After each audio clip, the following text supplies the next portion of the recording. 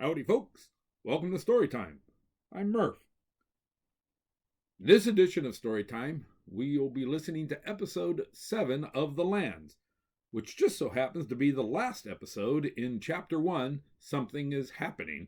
It's part 7. Let's talk a little bit about what has happened previously in The Lands.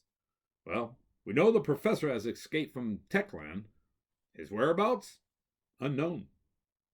And Techland now has captured Princess Natalie, daughter of Chief Isaacs, along with running Chavez and giggling Zamora, as they were traveling through the neutral lands. Where was Captain Hobogon? Director Jacalian hesitantly asked Commander Kerr to have Agent Clayton and his team interrogate Princess Natalie and her team to see if they know anything about the professor's disappearance. The old man on the ledge, who was very concerned about the lands, after some encouragement from his old wolf Sheba, attempted to do something to help, but it seemed to fail.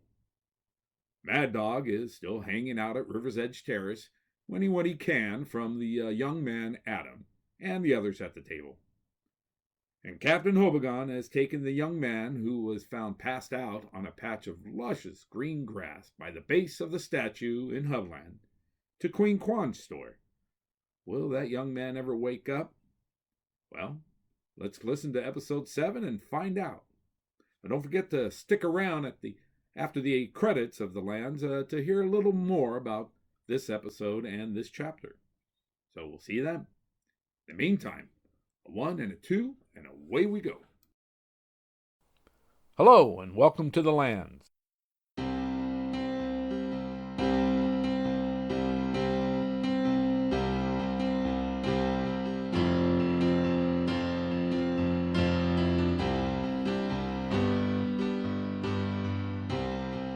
Episode 7, Chapter 1, Something is Happening, Part 7.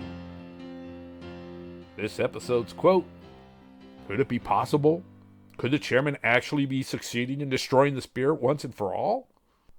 Agent Clayton. The good captain walked towards the back of Queen Kwan's giant store. Merchandise was all over the place in the giant emporium. He just caught a glimpse of Peter and Victor carrying the young man into the back storeroom, so he ran to catch up. The man tried to open his eyes, but it was very difficult. He could feel that he was being carried. He wanted to talk, but no words would form. There was a loud ringing, and he wanted to tell someone to shut it off. But he just couldn't get his mouth to work. Finally, he got one word out. "Cold." As he said it, he opened his eyes and quickly closed them. It was very bright. He could feel that they were lifting him up and placing him on something. He was now lying down. He took a deep breath. Although he was still cold, he was a little more comfortable. He opened his eyes again. It was so bright. He tried to focus but couldn't. He could see shapes but couldn't make out what he was looking at. Finally, he heard something he recognized. "I think the best thing for you to do right now is relax," Captain Hobogon said. For some reason, hearing his voice was somewhat relaxing. Seemed to give him the ability to talk. "Still in Hubland?" He heard Captain Hobogon laugh, as well as someone else. It was a female voice. No, Captain Hobogon answered. "We're now in Merchant Valley." I don't know what that is," the young man said, his eyes still closed. "Oh, dear," Queen Kwan said. "How could he not know our cute little land?" "Well, he probably has a concussion," Captain Hobogon answered. "Or he had his memory erased," Queen Kwan said in all seriousness. "Really, Queen Kwan," the captain said. "It happens, you know what I mean?" No, it doesn't happen." "Well, what about the effects of the Janir tree?" Peter asked. Captain Hobogon shot Peter a stern look. Queen Kwan leaned into Captain Hobogon and whispered, "You know, they say that long-term use of the Janir tree can cause amnesia. He could have done that, you know what I mean?" In the meantime, the young man struggled to open his eyes because the brightness really hurt. Finally, he gave up and just kept them closed. He could feel that they were covering him with a blanket. "Ringing so loud," he said. "Oh, that's not good," Queen Kwan responded. "It's best if you just try to rest," Captain Hobogon said. "We'll be here if you need anything." The bump on the man's head started to throb. He could feel himself start to fade away. I want to go home. He was out.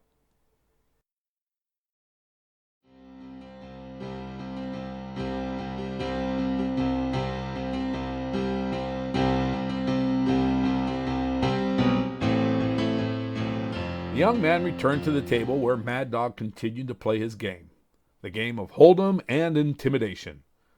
Several men came and went, but the young man stuck around for most of the night, winning some, losing most. Maddog greeted him when he came back. "Where you been, son?" "Had to take a bit of a break. You're pretty ruthless," he replied. Although he did a pretty bad job of bluffing at the table, he was a pretty good liar. Truth was, he had gone to the port to send a message. The message was, he found Maddog. And it went to a few of his friends that were looking to collect the bounty on his head. "Can I ask you a question, Maddog?" the young man asked as he sat down. You just did," Maddog responded bluntly. The young man looked confused. "It's a one-liner," Sarge said with a smile. I don't get it," the young man said. "You asked Maddog if you could ask him a question, which is a question," Sal explained. "Maddog's one-liner states that was your question." The young man still looked confused. "What's your question, son?" Maddog asked impatiently. "I was just wondering if you were this way when you were with the gang of 5. "Not really a question, but no," Maddog answered. "I was worse. Now I have a question for you. Are you playing this hand, or are you going to sit there and watch?" "No, I'm in. I think I've figured you out," the young man said. Everyone at the table laughed. Maddog started scratching his whiskers. Much to his surprise, they started tingling. Sarge said in a gravelly voice, "Ain't nobody figured out Maddog, and I suppose nobody ever will. Ain't that right, Maddog?" Maddog leaned in towards the young man. "Son," he said, running his hands through his hair, "the trick is not to figure out the man. It's to try to outthink him." With his left hand, Maddog reached into his vest pocket and slyly took out his pocket watch. He pressed the top button twice, causing the cover to open, which he closed quickly without even looking at the time, then replaced it in his pocket. "Take you, for instance," he continued. "You're not the best hold'em player I've ever seen. Definitely not the worst, but you're not the best. But you've been at it for quite a while, letting me win when my chips were low, keeping me in the game. Now, the way I see it, I would think you're trying to keep me here." The others at the table started shifting in their seats when they realized that Maddog was staring the young man down, and his tone had gotten quite serious. "Now, most of these guys know me," Maddog continued. "Have for a long time. The others don't give a hoot about me. But you," he took a big puff of his cigarette, "you've pretended not to care, but really, you do." Sweat began to form on the young man's forehead. Could Maddog actually know what he was up to? There's no way. He just need to keep it up another few minutes until his gang arrived. "Look, Maddog," the young man protested with his hands waving in front of him. I really don't know what you're talking about, but if you want me to leave, I will. Otherwise, let's play some cards." The others at the table didn't say a word. They had a sneaking suspicion that their game was over, or at least the young man's game was over. "I don't want you to leave just yet," Maddog answered. "I want to see what happens next." He looked at the dealer. "Deal 'em up," he said loudly, slapping his right hand on the table. His ring with the royal purple emerald hit the table with such force it sounded like a gunshot. The casino came to a standstill for a second, then carried on as usual. The dealer leaned over to Maddog and said, "Sir, I'm going to need you to calm down. Please control your outbursts." Maddog just smiled. Everyone else looked nervously around the table except for Maddog, who didn't take his eyes off the young man. Drake continued his surveillance by the willow tree when he felt a vibration in his vest pocket. In his vest pocket was a pocket watch whose chain was attached to his vest button. He grabbed it, flipped open the cover and glanced at it, then quickly closed it. It was a message from his friend, and the message was to be on the lookout. It was a warning something was brewing. He continued his surveying. He thought back to something that struck him as slightly odd. Not long ago he saw a young boy run from the port into the town of Orleans. Not necessarily unusual, but he was running like he had something important to do, maybe a secret to tell. Drake left his position and walked to the river. He leaned against the rail and looked towards River's Edge Terrace. From there he could see the whole building, the entrance to Orleans and Orleans itself. Something inside him told him that trouble was going to come knocking, that his friend could be in danger, and he was going to stop it even before it started. And he began to run several possible scenarios through his mind. This wasn't the first time he was in this situation, and it wasn't going to be his last, not when his friend was Maddog.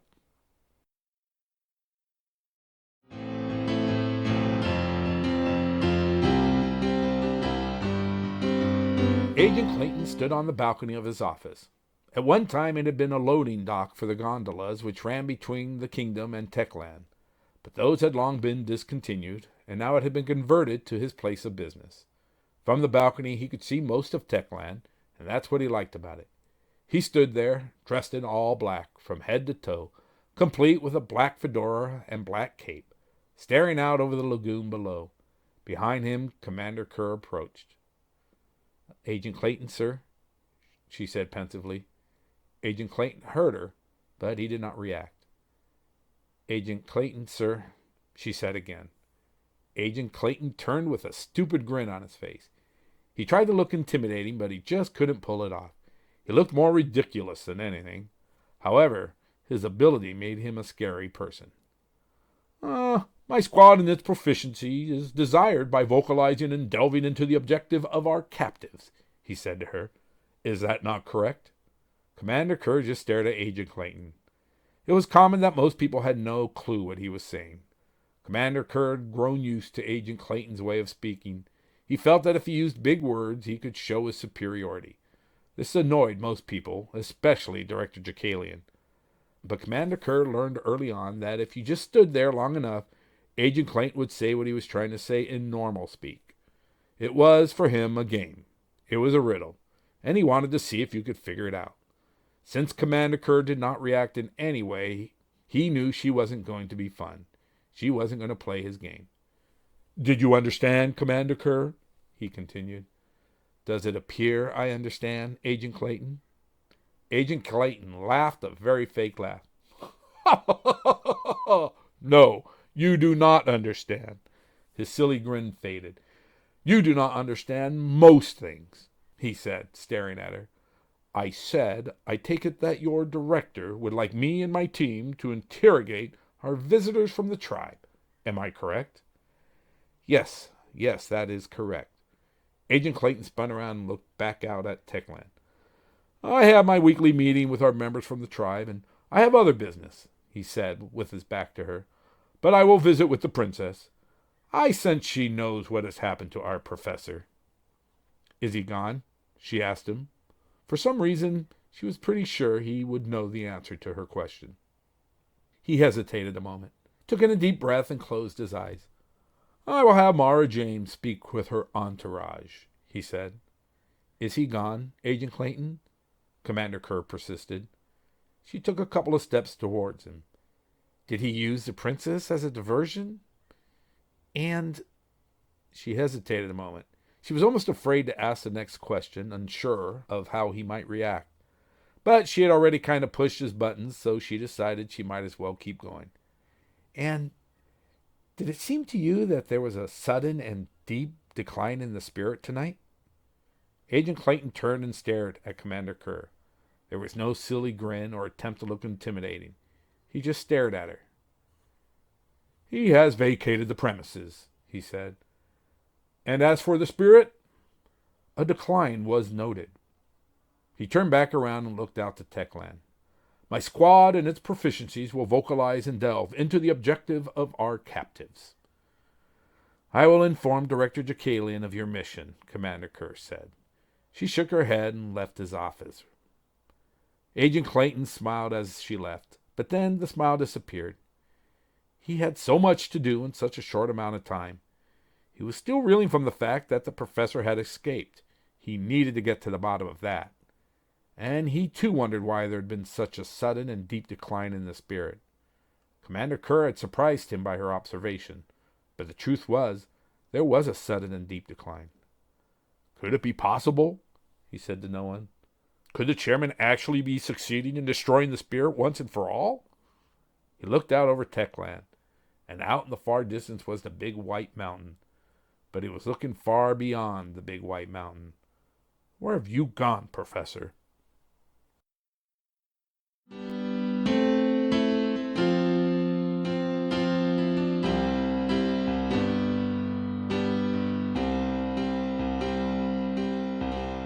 In a dark hallway, where the air is deathly still, a man peered into a locked room. Inside, where candlelight flickered, the professor lay unconscious on a bed. The man drew in a deep breath in relief. So far, so good. He knew he was in possession of the corporation's greatest mind. Without him, he hoped, they would never be able to succeed with their plan of total conquest. And his goal, at any cost, was to bring an end to the evil entity which cast a dark gloom over all the lands. Step one was now complete. The professor had safely escaped and was now hidden away where only he and one other knew where. He had lied to the others who were involved, but he found it necessary to keep the whereabouts completely secret, since the professor was about to become the object of one hell of a search. He took another deep breath and hoped he knew what he was doing, and that the rest of his plan was as successful. The professor began to awake in bed, so the man moved away from the window so as not to be seen. He hoped the professor would find the note and heed it, but something inside him highly doubted that. But he could still hope. So far, his hoping had paid off. The professor sat up in bed, rubbing his eyes. He was disgusted with himself for allowing this to happen. Here he sat, in a room lit by flickering candlelight, not even knowing where he was. He knew one thing for sure, this was not the town. That was the plan. He was to end up in the town, not here. He thought back to the evening before and tried to put together what happened. He remembered escaping out of Techland just as he was instructed to. To his surprise, it was rather easy. He met up with the princess, who gave him the horse, some stuff, and a guide. The guide! That's what happened. The guide knocked him out. How could he have been so stupid to trust someone else? Now it all came back to him. The guide was supposed to rush him off to the town, where he would hide away in one of their crazy buildings for a couple of days. Then they would secretly transport him to a meeting place where he would tell them everything he knew. At least that was their plan. He had something else in mind. He wasn't even going to stay one night in the town. Just after arriving, he was going to request a moment alone. Then he was going to use a secret passageway he knew of, go through the territories, and be away from all the lands by morning. But the joke was on him. He rubbed his eyes again. Just a few minutes after leaving the princess, his guide stopped and called him over. He should have known something was up, since he never saw the guide's face. In fact, that wasn't any ordinary guide. The professor put his hands to his head and realized who the guide was. That was the writer, he said softly to himself, a bit disgusted that he didn't realize it at the time. Like a gullible kid, he rode towards him, and that was the last thing he remembered. He must have sprayed him with something to knock him out. Didn't matter now. His original plan was shot, so it was time to come up with a new one. How could I have been so stupid? He asked himself. He looked around the room. Not much in it. He was sitting on the bed, and across the room was a small table with a candle on it. Other than that, there was nothing. Next to the table was a door, and on the door was a note. The professor grabbed the candle and walked over to the door to read the note. It said, "Hello, Professor. We know that you are a pretty smart fellow." "Not smart enough not to get captured," the professor replied. He continued reading. "So we want to ask you a big favor. Please don't try to escape. Don't think of yourself as a prisoner. Just stay calm for a little bit and everything will be okay. I just wanted to let you know that you are safe. You are in friendly company." "Yeah, well, this is a fine way of showing it," he mumbled. "Don't worry. You'll be free in no time. Just relax and enjoy." "What I need to do is get out of here," the professor said, ripping the note down and throwing it across the room. He looked around the door. There were no hinges on the inside, so he couldn't escape by taking them apart. He hesitantly grabbed the doorknob. A quick touch. Nothing, so he slowly grabbed it. No shock or heat. He smiled. Then he tried the doorknob, thinking maybe he'd get lucky and it wouldn't be locked. No such luck. Well, where there's a doorknob, there's a lock. And where there's a lock, there's a way out, the professor said to no one. So it was now time to get to work. He pulled a lock pick out from the sole of his shoes. He knelt down in front of the doorknob, lifting the candle so he could see inside of the lock. Couldn't see any type of trap in there, so he put the candle on the floor next to the door and took a good look at the lock. This could be easier than I thought, he said. He took the pick and slowly inserted it into the lock. He moved it around, feeling for the locking mechanism. He felt it, so he lifted it ever so cautiously. Zap! Electricity shot through the professor's body, throwing him across the room and against the wall. His fingers were still twitching as he rolled around on the floor. From the other side of the door, he could hear a deep laugh. I just knew you would still try to escape. And the professor was out.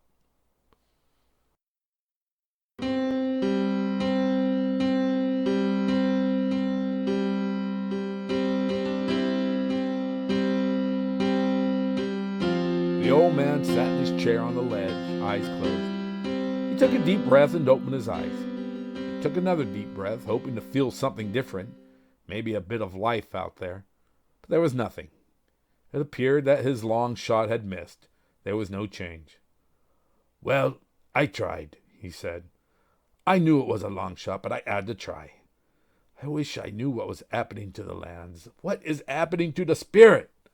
How did it get so wrong? He made a big sigh and could feel tears beginning to form. Then he heard it. He heard a phrase he hadn't heard for so long.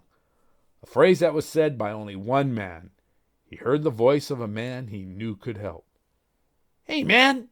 Another old man, who was short, fat, and wore large, thick glasses, said to the dark-tanned old man sitting in the chair. The old man in the chair turned and saw the other old man standing there on the ledge of the splashing red rock, overlooking the lands. Hey, man! The old man who was standing on the ledge said again. The dark-skinned old man shook his head. Did it actually work?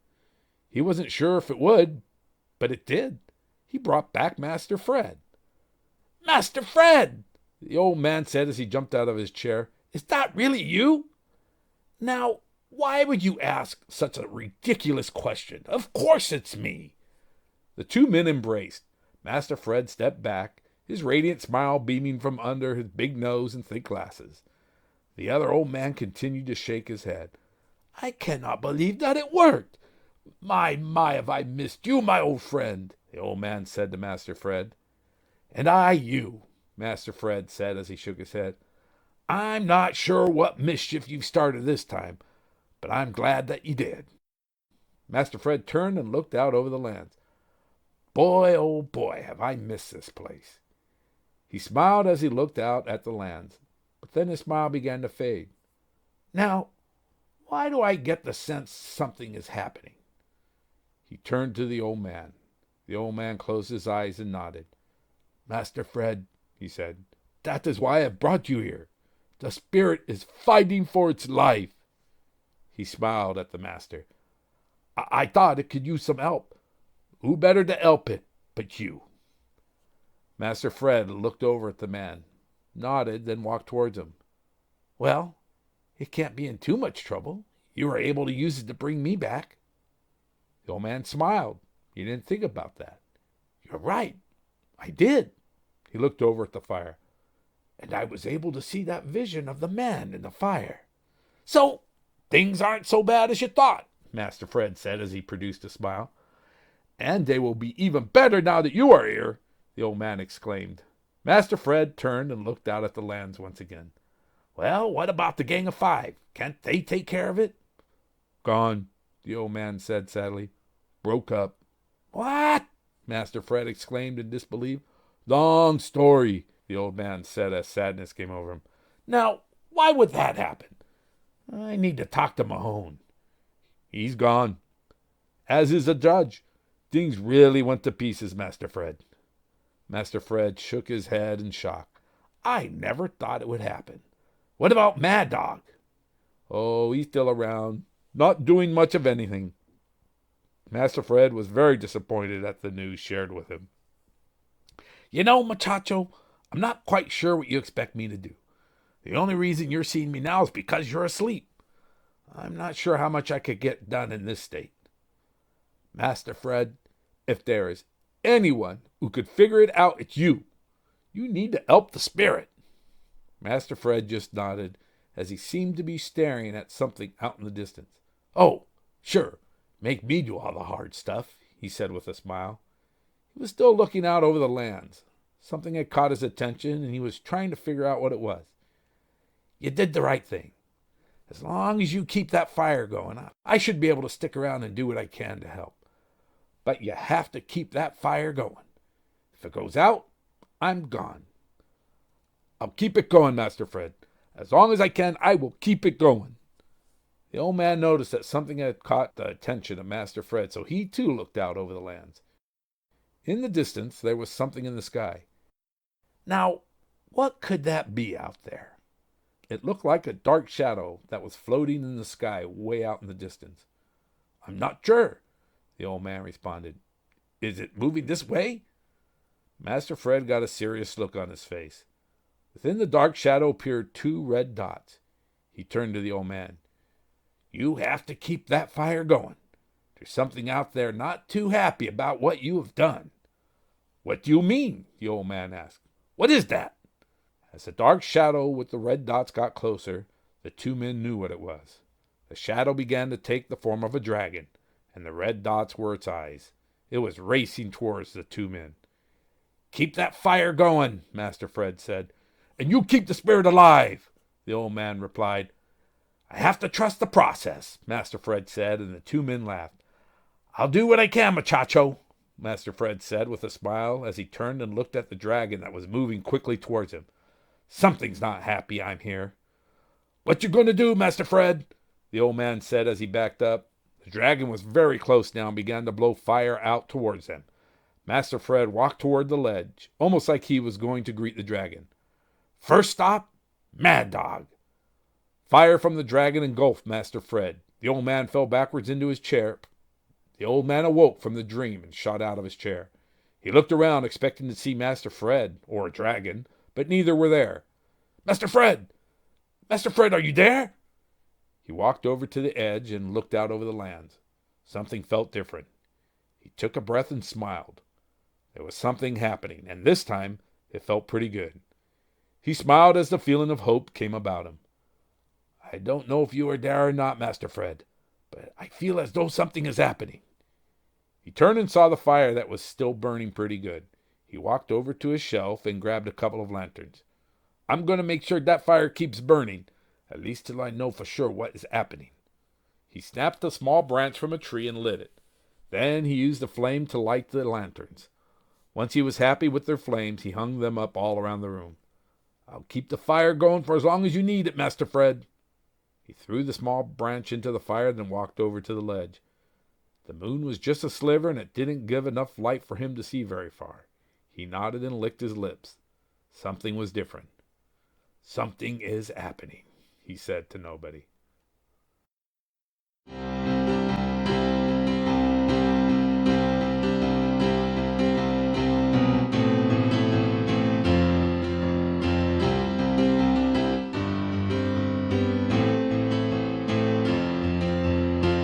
The mood at the table had changed. There was no laughter, no joking around, no conversation at all. The players looked at their cards, bet, and played the game. Occasionally they would look around at each other, except for Maddog. He didn't take his eyes off the young man. Even when he looked at his 2 cards, it was a quick glance down, then back to the young man. This, of course, made the young man extremely uncomfortable. He could not maintain any eye contact at all with Maddog. He looked everywhere but in his direction. Finally, Sarge spoke up. What's your plan, young man? She asked. The young man looked at his cards again. I think I'll fold, he replied. Sarge let out a gravelly laugh. The rest of the men at the table laughed as well, except Maddog. I'm not talking about the game, Sarge continued. I'm talking about your plan on capturing Maddog. You know, son, Maddog said while laughing, that's the smartest thing you've said all night. The best thing you could do is fold and forget about whatever hand you are planning on playing." The laughing stopped. "Because I tell you what, I played this game many a times, and I never lose." Mad Dog's tone got serious. His face began to show his age, and his demeanor changed into one of a man who had gone through a lot and really didn't want to go through any more. His smile was gone. His beady eyes opened wide, and he drew in a deep breath and let it out, then continued. "I tell you this. If you're thinking your cockeyed plan will work, and you're taking me back to Gonzo, then you live in a fantasy land. I've faced bigger and smarter men than you. What's your name anyway, son?" The young man sat up, his demeanor changing as well.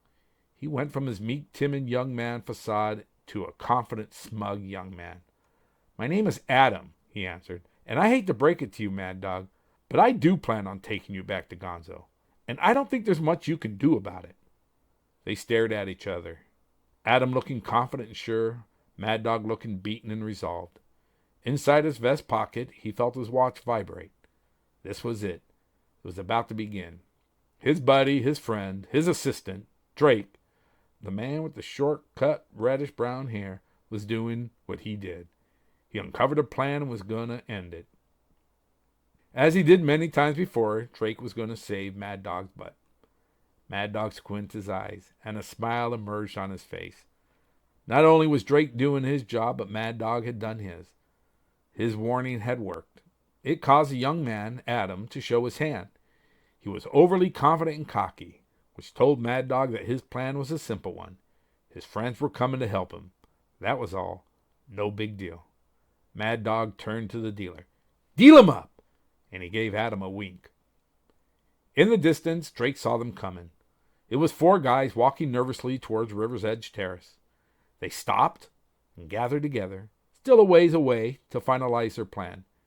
Drake zoned in on them and watched their every movement. It looked as though they were preparing their weapons and hiding them in their clothing. One of them was pointing at the others, obviously giving them final orders. Drake stared at him intently, watching his lips. Then he saw it. He definitely saw it. The man had said Mad Dog. No doubt about it. That was all he needed to see. They were for sure going for his friend. He reached into his vest pocket and pressed the button on top of his pocket watch 3 times, then turned and walked quickly to the side of River's Edge Terrace. There was a stairway there that led to the second-level terrace. Drake went up the stairs, nodding to those he passed, but didn't make eye contact with any of them. He stared off into the distance, watching the 4 men as they began to approach the building. Drake walked the length of the terrace at a steady pace, passing people as they ate, drank, and partied. No one seemed to even notice him as he zoomed by them. His timing had to be perfect, his execution pinpoint. He watched them get closer to the building as he got closer to the edge of the terrace. He picked up speed as they seemed to slow down, talking amongst themselves, putting the final touches on their plan. Just as they reached the front of River's Edge Terrace, Drake broke into a sprint. He hopped onto a table, surprising the guests sitting at it, but not hitting them, and then jumped onto the railing. He took a few steps on the railing, then jumped off the terrace onto the 4 men below. The 4 men had no idea what had happened. 1 second they were walking towards the door, then they were flat on the ground. Before they knew it, their weapons had been pulled from their hiding places, and they were looking down the barrel of a gun. They didn't dare move. The man holding the gun looked very, very serious. His eyes were like lasers piercing right through them. One of the guys started crying, begging not to be killed. Then another joined him. Drake didn't respond. He stared at them. He could tell immediately that they were novices, probably high school buddies thinking they could bring in the mighty Mad Dog. Well, Drake was going to have to teach them a lesson. He motioned to them to stand up, which they did. Now they were all pleading and crying. It was his look that scared them, no emotion, like he didn't care if they lived or died. He pointed towards the river. Without hesitation they turned, formed a single file line, and walked. The young man in front of the line turned his head to look at Drake. This, of course, signaled to Drake that he was going to bolt. So, just as the young man began to run, Drake produced a whip from under his coat and snapped it around his leg. The man tripped and fell. Drake ran to him, picked him up by the collar of his shirt, and ran him to the river. Without stopping, he flung him over the rail and right into the water below. He quickly turned, caught another guy with his whip, pulled him to the river, then threw him over the rail as well. Then, just as fast, he pointed his gun at the other two. He didn't have to say a word. The two guys ran to the rail and jumped over it right into the river below. Drake took a moment and stared down into the river. The guys were trying their hardest to swim as far away as possible. He smiled as he put his gun away and rolled up his whip. His job was done. He reached into his vest pocket and pushed the button on his pocket watch 3 times. He glanced over to the island on the other side of the river and smiled. He allowed himself a moment to remember some good times he had over there. Then he nodded to it, as though to say, "Thank you and see you again soon." He paused for a moment to take it all in, then he turned and walked towards River's Edge Terrace. Adam looked at his pocket pair of queens, but didn't seem to notice. He looked nervously towards the main entrance, then to Maddog, who was still staring at him, then back to his cards. "Come on," Maddog yelled impatiently. "Let's at least finish this hand before your buddies show up to get me. Be a man and go all in." That was it. Adam had enough. He snapped. "You know what, Maddog?" he said, barely containing his anger. "I've put up with your crap all night, and I'll take great pleasure in taking you back to Gonzo and receiving the bounty. Now I can see why he hates you so much." Maddog smiled, taking great pleasure in knowing he finally got Adam to snap. Adam looked at the flop. Queen, 8, 10. "Fine. I will go all in. Let's see if you're man enough to call." He looked over at the main entrance. Still no sign of his friends. They should have been here by now, he thought to himself.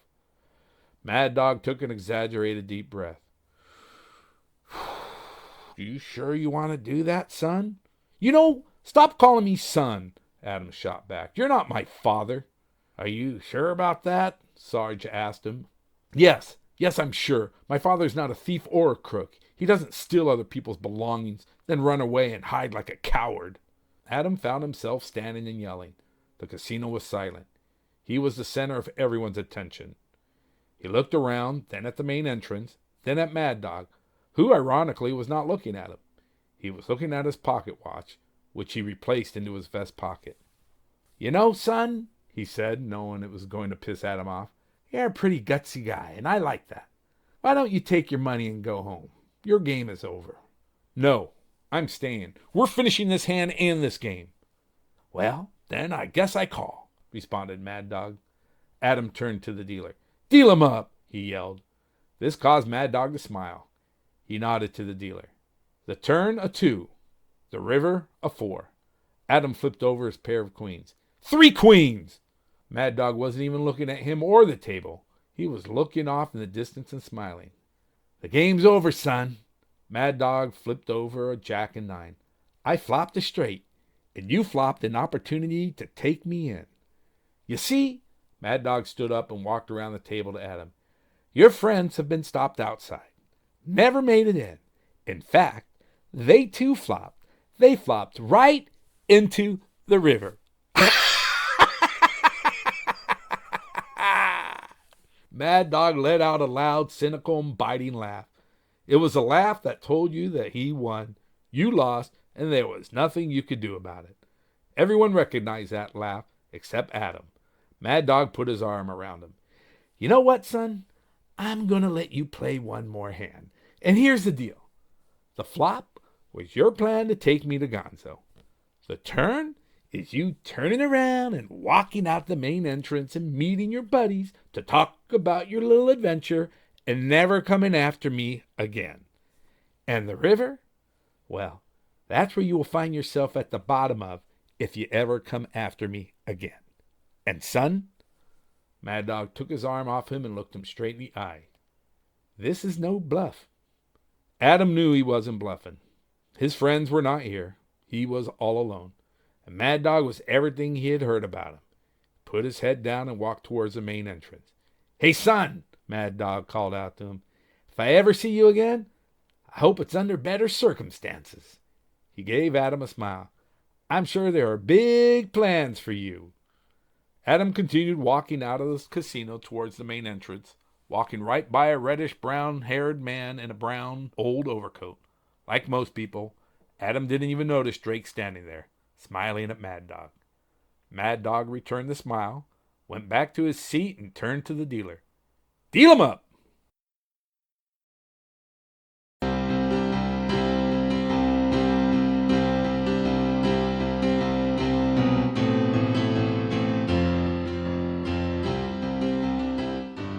As the young man rested on the table, Captain Hobogon, Queen Kwan, Victor, and Tom stood around the messy storeroom looking at the young man sleeping on the table. Peter was sitting in a chair, rubbing the back of his head and trying to make sense of it all. Captain Hobogon noticed Peter and walked over to him. "Peter," the captain said to him, Are you okay?" "Yeah," Peter said in a mumble. I mean, yes, sir." Captain Hobogon smiled at him, then glanced around the room. "Victor and Tom, can you stay here with Queen Kwan while Peter and I go for a walk? I believe some fresh air may be good for him." "Yes, sir," both Victor and Tom said. Captain Hobogon smiled at Peter. Let's go and get you checked out, Peter." "Yes, sir," Peter said as he slowly stood up. Both he and Captain Hobogon exited through the curtain and into the dark store. Peter walked slowly as the events of the night began to take hold. "You okay, Peter?" Captain Hobogon asked. "My extensive medical training is telling me that you may not be feeling all that great." "I am feeling a bit woozy," Peter said. "But I really am more confused than anything, Captain. It just doesn't make sense." "Peter, how long do you believe that you, Mitch, and Ava were knocked out?" "Not long enough for that grass to grow, that's for sure," Peter said, coming to a stop. "After we relieved Victor and Tom, Mitch and I rode around the base. I remember I was quizzing him on the lands. We got back to where Ava was, and that's when the wind kicked up. I called for us to dismount, and that's the last thing I remember." "Hold on 1 second, Peter. Victor! Tom!" Captain Hobogon called back to the storeroom. The two soldiers came through the curtain in a hurry. "Yes, Captain," Victor answered. "How long had you two been relieved from Hubland before you headed back?" Victor and Tom looked at each other. "We didn't get very far," Victor answered. "I would say 5-6 minutes," Tom added. "No more than 10, for sure," Victor said. "I would say within 10 minutes we were back in Hubland and then found them." I would agree," said Tom. "It's not possible," Peter mumbled. "Are you sure about that?" Captain Hobogon asked. Victor and Tom nodded to each other. "Couldn't have been more than 10 minutes, Captain," Tom reassured him.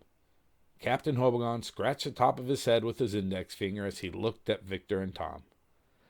"I see no reason why I shouldn't believe you," the good captain said. They all started walking towards the exit to the store. Peter was shaking his head. "I just don't get it, Captain," Peter stated. "We had to be out longer than that." Captain Hobogon put his hand on Peter's shoulder. "I believe you, Peter. Don't you worry none. We'll figure this out. But for right now, I want Tom to take you to the doctor and get a quick checkup. I need you feeling better." "Yes, sir," Peter said. "Victor, I want you to head over to headquarters and start on your report for tonight's events while it's still fresh. Tom, you head over there after dropping Peter off. Be sure to mark your reports for my eyes only. I would like them to be in my morning reports." What about my report, Captain?" Peter asked. "We'll get to you when you're feeling better." Peter and Tom got on their horses and rode off. Victor stood next to Captain Hobogon. "And here I thought tonight was going to be a long and boring night, Captain," Victor said. He looked at Captain Hobogon and smiled. "Victor, I can't tell you how lucky I am to have scheduled you and Tom out on a run tonight," Captain Hobogon responded. "What are the odds that I would have my two most experienced soldiers in the neutral lands tonight?" "Almost like it was meant to be, eh, Captain?" "Almost," Captain Hobogon responded. "And no Sarge around to help out." "What are the odds?" Captain Hobogon said with a smile. Then the smile faded. "But I'm telling you, Victor, never in all my years have I seen the likes of this." "I believe you, Captain," Victor said as he mounted his horse. "I totally believe you." Victor rode off towards the town square. Captain Hobogon stood alone on the main street of the Merchant Valley. He looked up and down the street.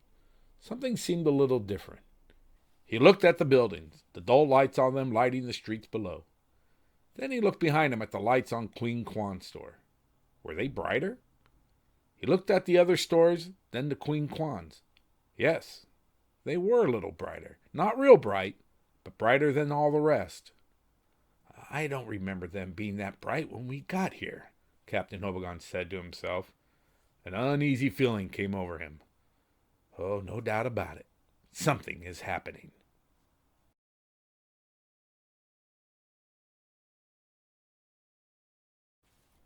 Thank you for visiting the land.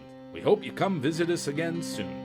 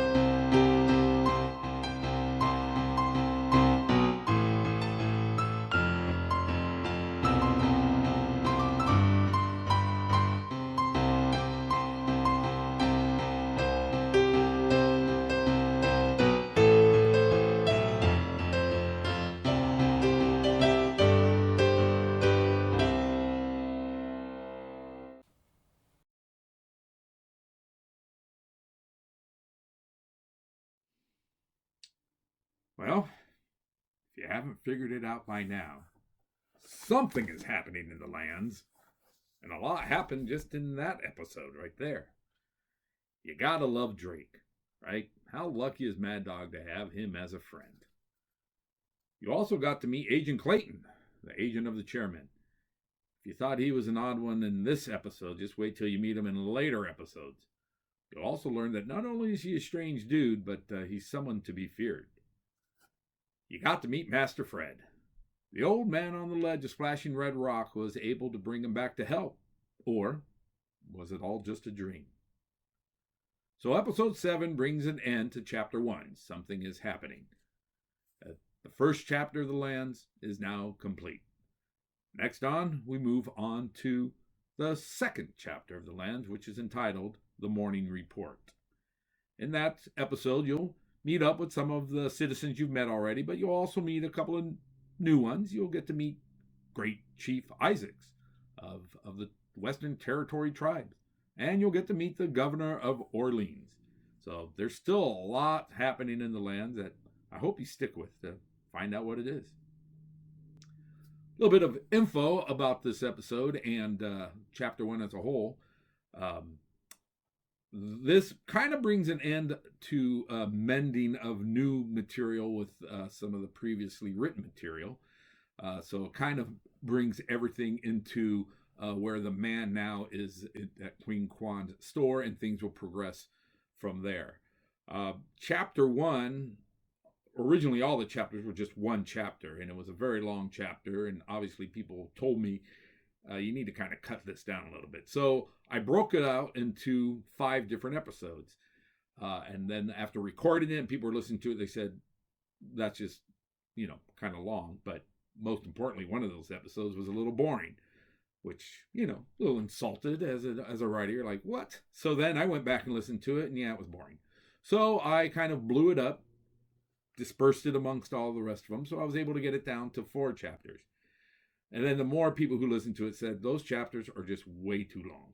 So I was able to cut them to 7. Now, the first chapter, the first episode, I couldn't keep that. I couldn't cut it down. There was too much in it that I wanted it all to be together.